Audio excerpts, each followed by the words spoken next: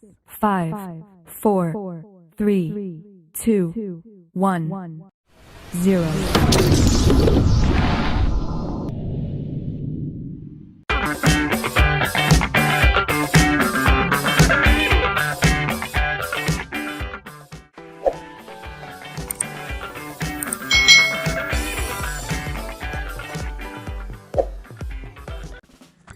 Hai,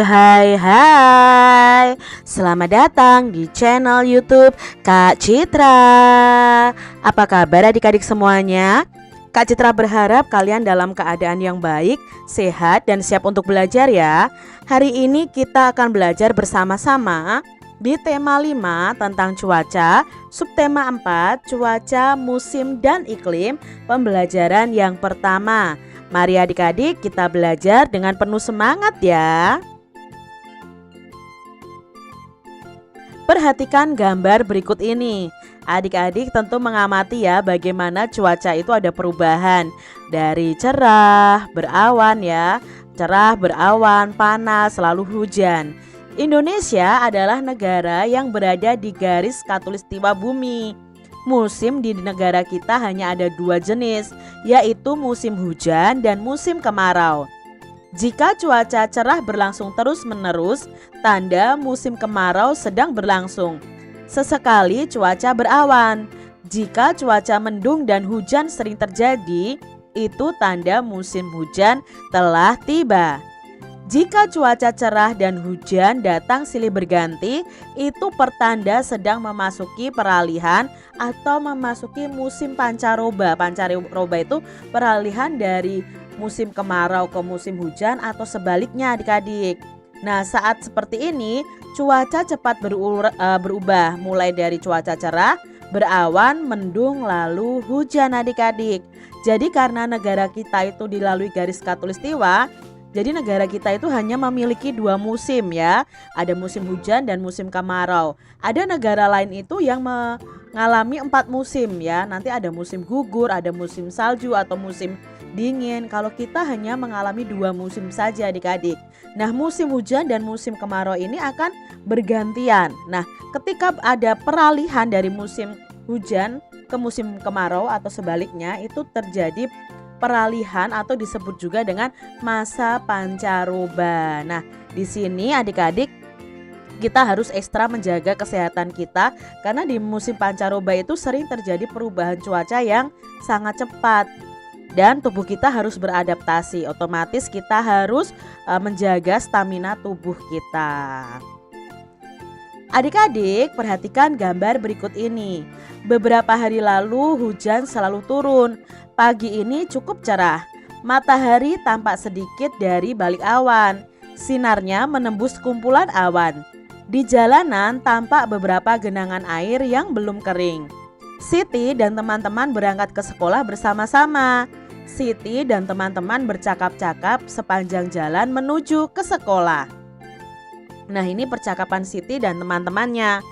Cuaca akhir-akhir ini sering hujan ya. Hanya kadang-kadang cuaca terlihat cerah. Mengapa hal itu bisa terjadi ya?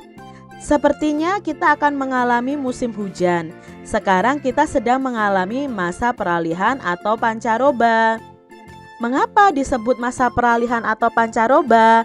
Nah, Indonesia adalah negara yang memiliki 2 musim saja. Peralihan dari musim kemarau ke musim hujan disebut dengan pancaroba. Mengapa disebut musim? Apa bedanya dengan cuaca? Pertanyaan yang bagus Dayu. Yuk kita ke perpustakaan sekolah. Di sana bukunya banyak. Kita bisa dapat jawabannya. Saya setuju. Saya juga mau ikut mencari informasi itu. Adik-adik, kita akan mencari tahu apa sih bedanya musim dan cuaca. Di sini, apakah adik-adik di sekolah adik-adik ada perpustakaan? Nah, kalau ada, coba cari buku tentang cuaca, musim, dan iklim. Siti dan teman-teman tiba di sekolah. Mereka berencana mencari buku di perpustakaan saat istirahat nanti. Waktu istirahat telah tiba. Siti dan teman-teman pergi ke perpustakaan sekolah. Di sana banyak buku yang berisi informasi tentang cuaca, musim, dan iklim. Di dalam perpustakaan kita harus tenang agar tidak mengganggu pengunjung yang lain sesuai dengan peraturan dari perpustakaan adik-adik. Adik-adik, Benny menemukan sebuah buku tentang cuaca, musim, dan iklim. Nah, berikut informasi dari buku itu adik-adik. Kita baca bersama-sama ya. Iklim, cuaca, dan perubahannya. Iklim dan cuaca. Cuaca merupakan suatu gejala alam. Cuaca dapat terjadi dan berubah dalam waktu singkat. Perubahan cuaca dapat dirasakan dari menit ke menit atau dari jam ke jam. Iklim adalah lamanya keadaan cuaca di suatu daerah tertentu. Iklim biasanya diamati dalam waktu lama dari bulan ke bulan. Jadi kalau cuaca itu keadaan udara dalam waktu singkat yang bisa berubah adik-adik. Kalau iklim ya, sedangkan iklim itu lamanya keadaan cuaca di suatu daerah tertentu. Nah, iklim ini biasanya diamati dalam waktu lama dari bulan ke bulan. Itu bedanya iklim dan cuaca. Iklim menyebabkan adanya musim ya. Nah, ada contohnya musim dingin, panas, semi, gugur, hujan, dan kemarau. Iklim dipengaruhi letak suatu negara di bumi ini. Oleh karena itu, beberapa negara memiliki musim yang berbeda. Ada negara yang memiliki 4 musim. 4 musim itu ada musim semi, musim panas, musim gugur, lalu musim dingin ya. Di sini ada salju. Contohnya adalah negara Jepang yang mengalami 4 musim. Ada juga yang memiliki 2 musim, seperti musim hujan dan musim kemarau yang dialami oleh negara kita yaitu Indonesia, hanya mengalami 2 musim saja. Indonesia terletak di garis khatulistiwa atau ekuator. Nah, iklim di Indonesia disebut iklim tropis dan memiliki 2 musim. Musim hujan terjadi pada bulan Oktober sampai Februari. Sedangkan musim kemarau itu terjadi pada bulan Maret sampai September. Jadi kalau musim hujan itu diperkirakan itu di bulan Oktober sampai Februari. Kalau sekarang masih di bulan Januari, otomatis kita itu masih di musim hujan. Sedangkan musim kemarau itu bisa terjadi antara bulan Maret sampai September ya adik-adik ya. Diambil dari bumiindonesia.wordpress.com. Adik-adik, informasi apa saja yang diperoleh dari bacaan tersebut? Nah, informasi yang kita peroleh dari bacaan tersebut, yang pertama, cuaca itu merupakan suatu gejala alam. Yang kedua, iklim adalah lamanya keadaan cuaca di suatu daerah tertentu. Iklim itu menyebabkan adanya musim. Contohnya ada musim dingin, panas, semi, gugur, hujan, dan kemarau. Iklim sendiri dipengaruhi letak suatu negara di Indonesia. Contohnya negara Indonesia itu kan terletak di garis khatulistiwa. Jadi iklimnya hanya 2, yaitu musimnya ada 2, yaitu musim hujan dan musim kemarau. Berbeda dengan Jepang. Jepang itu tidak terletak di garis khatulistiwa, jadi bisa mengalami 4 musim. Nah, adik-adik, Indonesia terletak di garis khatulistiwa atau di garis ekuator. Iklim di Indonesia disebut iklim tropis dan memiliki 2 musim. Musim hujannya terjadi pada bulan Oktober sampai Februari, sedangkan musim kemaraunya terjadi pada bulan Maret sampai September. Nah, adik-adik, itu tadi informasi yang bisa kita ambil dari bacaan tadi. Bagaimana Dayu? Apakah kamu suka dengan buku tadi? Buku ini sangat membantu Benny. Saya makin mengerti tentang cuaca, musim, dan iklim. Terima kasih. Wah, saya jadi bertanya-tanya. Apa itu garis khatulistiwa? Dari mana kita tahu kapan datangnya musim hujan dan kemarau? Tanya Siti. Teman-teman, apakah bisa membantu pertanyaan Siti? Saya tahu jawabannya, tetapi tidak sekarang. Datang saja ke rumahku nanti sore. Wah, seperti ada rahasia saja. Baiklah, kami akan ke rumahmu nanti sore. Nah, mereka akan mengetahui lebih lanjut tentang garis khatulistiwa dan pengaruhnya terhadap musim yang ada di Indonesia. Perhatikan gambar berikut ini. Pada sore hari, Dayu dan teman-teman berangkat ke rumah Edo. Cuaca berawan mengiringi langkah mereka sepanjang perjalanan. Saat tiba di rumah Edo, mereka diminta berkumpul di ruang keluarga. Edo menjelaskan bahwa 3 hari lagi teman ayahnya akan datang. Namanya Pak Tono. Pak Tono itu bekerja di BMKG. Pak Tono akan menjawab semua pertanyaan teman-teman Edo. Ibu Edo akan membuat kenang-kenangan untuk Pak Tono. Ibu Edo akan membuat karya kreasi dari kain. Edo dan teman-teman akan membantu ibu. Beberapa jenis kain telah disiapkan oleh Edo dan ibunya untuk membuat karya dari kain yang ditempel dan dijahit adik-adik. Jadi mereka akan bersama-sama berkreasi dengan kain ya adik-adik ya. Sebelum dimulai, Edo mengambil gunting untuk memotong kain. Edo membagi-bagikan kain kepada teman-temannya. Inilah gambar karya yang akan mereka buat. Kain-kain itu akan digunting menjadi berbagai bentuk. Ada yang berbentuk persegi, segitiga, persegi panjang, dan lingkaran. Sekarang Edo menggunting kain berbentuk persegi. Ia memotongnya menjadi 4 bagian sama besar. Ini potongan kain yang pertama adik-adik. Jadi kalau 4 bagian besar ya dari potongan kain itu, kita buat pecahannya adalah 4/4. Lalu di sini potongan kain akan diberikan kepada Edo. Nah, diberikan kepada Edo masing-masing mendapatkan 1/4 bagian. Berarti kita kurangi 4/4 dikurangi 1/4 yang diberikan kepada Edo, maka sisanya adalah 3/4. Karena yang berwarna merah ini yang diberikan kepada Edo, otomatis ya sisanya 3/4. Lalu potongan kedua diberikan kepada Beni ya. Dari Edo diberikan kepada Beni ya. Kepada Beni berapa? Oh, kepada Beni ya sisanya tadi dari 3/4 dikurangi 1/4 lagi. Berarti sisanya 2/4. Lalu dari 2/4 ini diberikan kepada Udin 1/4 bagian. Otomatis 2/4 dikurangi 1/4 sama dengan 1/4 sisanya. Nah, ini 1/4 ini akan diberikan kepada Ibu Edo. Sekarang kita akan belajar mengurangkan pecahan berpenyebut sama. Pada pembelajaran sebelumnya kita sudah belajar penjumlahan pecahan dengan penyebut yang sama. Nah, kita belajarnya sekarang mengurangkan pecahan dengan penyebut yang sama. Edo memberi potongan kain dengan melakukan operasi pengurangan pecahan berpenyebut sama. Cara untuk mengurangkan 2 pecahan yang sama penyebutnya adalah dengan mengurangkan pembilangnya saja. Mengapa demikian adik-adik? Perhatikan contoh berikut. Misalnya di sini ada 3/4 bagian, lalu dikurangi 2/4 bagian.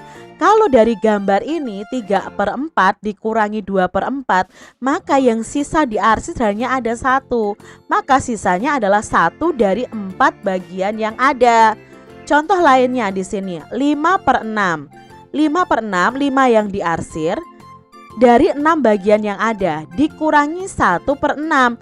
Jadi satu bagiannya itu dikurangi adik-adik, satu bagiannya dihilangkan. Nah, otomatis di sini sisa yang berwarna merah itu ada 4.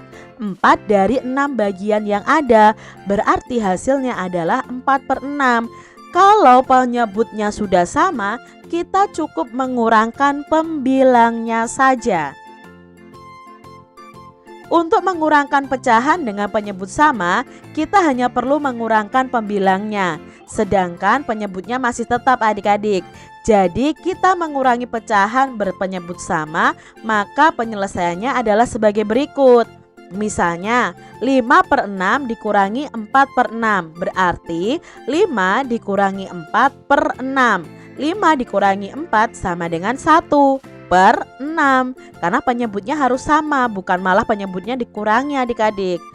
Contoh yang kedua, 9/15 dikurangi 5/15. Karena penyebutnya sama, kita cukup kurangi pembilangnya. 9 dikurangi 5. 9 dikurangi 5 sama dengan 4. 4/15. Seperti itu adik-adik. Mudah bukan? Kak Citra punya contoh di sini soal pengurangan dengan penyebut yang sama. 4/5 dikurangi 1/5. Sebenarnya dari gambar ini saja kita sudah tahu bahwa hasilnya pasti nanti 3/5. Nah, untuk langkahnya adalah 4/5 dikurangi 1/5 sama dengan 4 dikurangi 1/5 karena penyebutnya sudah sama. Jadi cukup kita tuliskan satu kali. Jawabnya adalah 3/5 sesuai dengan gambarnya 3/5. Contoh berikutnya adik-adik, 3/5 dikurangi 2/5. Nah, kalau dari gambar ini kita sudah tahu jawabnya adalah 1/5. Tapi kalau dengan pengurangan kita tulis seperti ini, 3 dikurangi 2/5. 3 dikurangi 2 sama dengan 1. Jawabnya adalah 1/5. Contoh berikutnya adik-adik supaya kalian lebih paham ya. 3/4 dikurangi 1/4. Maka tanpa melihat gambarnya dulu, kita lihat pengurangannya apakah nanti hasilnya sama dengan yang digambar. 3/4 dikurangi 1/4 itu sama dengan 3 dikurangi 1/4. 3 dikurangi 1 sama dengan 2. Jawabnya 2/4. Oh, ternyata hasilnya sama adik-adik. Karya dengan teknik menempel dan menjahit. Edo sudah membagikan kain untuk membuat karya. Karya dengan kain ini termasuk seni rupa 3 dimensi. Ibu Edo menjelaskan bahwa seni rupa 3 dimensi ini bermacam-macam teknik membuatnya. Teknik yang digunakan oleh Ibu Edo namanya adalah teknik aplikasi. Nah, teknik ini menggunakan teknik menempel dan menjahit. Edo dan teman-teman sudah memegang potongan bagian kain masing-masing. Ibu Edo lalu mengajari cara menjahit potongan kain tersebut dengan teknik namanya veston. Nah, kita akan belajarnya adik-adik. Langkah pertama, tempelkan 2 potongan bagian kain yang bentuknya sama misalnya ya. Lalu perhatikan posisi jarum pada kain, tusukkan jarum sesuai gambar ini ya. Kalian lihat polanya dari A kita buat ke B ya. Nah, dari belakang kita masukkan ke dalam lingkaran atau ke dalam benang antara benang A dan B, lalu kita tarik. Nah, itulah yang disebut dengan tusuk veston. Nah, menjahit veston ke seluruh pinggiran potongan kain. Kalian bisa menjahit vestonnya di pinggiran kain, 2 kain yang kalian gabungkan tadi adik-adik. Nah, langkah ketiga, menempel potongan bagian kain yang sudah dijahit ke kain utamanya. Nah, itu langkah yang terakhir adik-adik, bisa kalian buat seperti itu. Untuk hari ini Edo dan teman-teman menjahit dan menempel potongan kain yang berbentuk lingkaran dan sepertiga dari lingkaran. Mereka akan melanjutkan karya ini sebelum Pak Tono datang ke rumah mereka. Demikian tadi adik-adik pembahasan kita di tema 5 subtema 4 pembelajaran yang pertama. Semoga video pembelajaran ini bermanfaat untuk adik-adik semuanya. Dan sampai jumpa lagi di video pembelajaran Kak Citra selanjutnya. Tuhan memberkati. Jangan lupa tekan tombol subscribe, lalu tekan loncengnya, tekan juga tombol like, lalu share ke media sosial kalian.